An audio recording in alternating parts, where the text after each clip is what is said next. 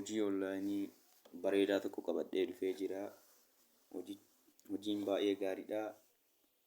Akkamitti hojjenna gaafa jettan akkuma pooppoofaa hojjetamu akkuma appilikeeshinoota kaanitti jechuudha. Liiv irra taa'uudha. Appilikeeshinii kanaan adda godhe nama invite gochuudhaan ispiinii isinii kennaa jechuudha.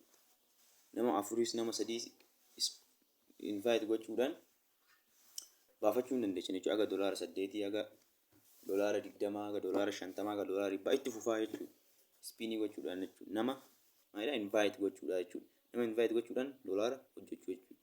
Ammoo taansuunis daqiiqaa 5 qofa teessaniitis argachuu hin dandeessu ispiinii tokko jechuudha. Akkamitti hojjennaa gaafa jettan salphaadha jechuudha. Isinittan himaa. Inni cuqaastu taaskii keessa ni seentu jechuudha. Taaskii keessa yeroo tokko ni cuqaastu. Taansuudhaan gootu iran kan jedhu yeroo tokko ni cuqaastu jechuudha. Yeroo tokko ni cuqaaftu. Nama invite gochuu barbaaddanii jechuudha. Akkuma jiru kanuma fakkaataa jechuudha. Akkuma jiru fakkaataa jechuudha. Nama invite godhe akkatti ilaallachuu hin dandeessanii jechuudha. Maayilaa dubaroo taate ispiinii 2 isinii kennaa. Dhiira yoo ta'e immoo ispiinii 1 isinii kennaa jechuudha. Ginoo akkuma kana fakkaatu jechuudha. Ispiinii isinii kennaa jechuudha nama invite jechuudha. Invite gaafa godhan invite friend hin jedhu yeroo tokko ni cuqaastu. Koppii ni gootu jechuudha. Sooshaal miidiyaa garaagaraa irratti ni maxxansitu jechuudha. Ispiinii tokko kan dubarootaatti ispiinii 2 dhiiroo ta'e ispiinii 1 isinii kenna. Gootuu taaskii yeroo tokko ni cuqaastu. Carraa keessa ni mokortuu akkuma carraa keessanii saffisaan isinii bahuu danda'a jechuudha.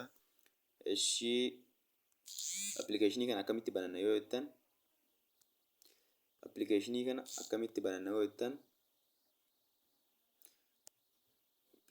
kana linkii irratti yeroo tokko ni cuqaaftu.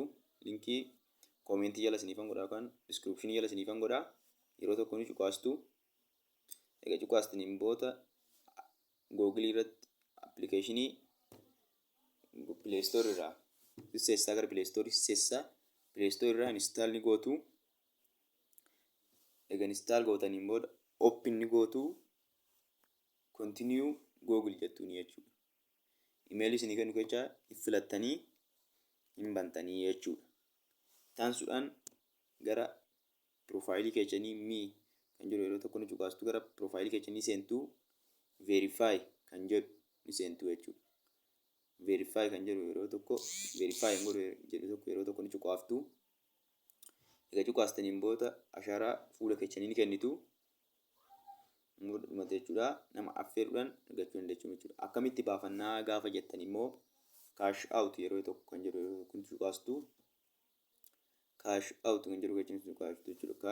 Exchanges gochuu dandeessan jechuudha. Koonii gara nuti jiru dandeessan garuu cash out kan jedhu barbaadna jechuudha. Meetadii biyya keessatti illee ni jira jechuudha. Itiyoophiyaan kan jedhu ni jira. Cuqaastu yeroo tokko baankonni biyya keessaa mul'uun ni jiru jechuudha.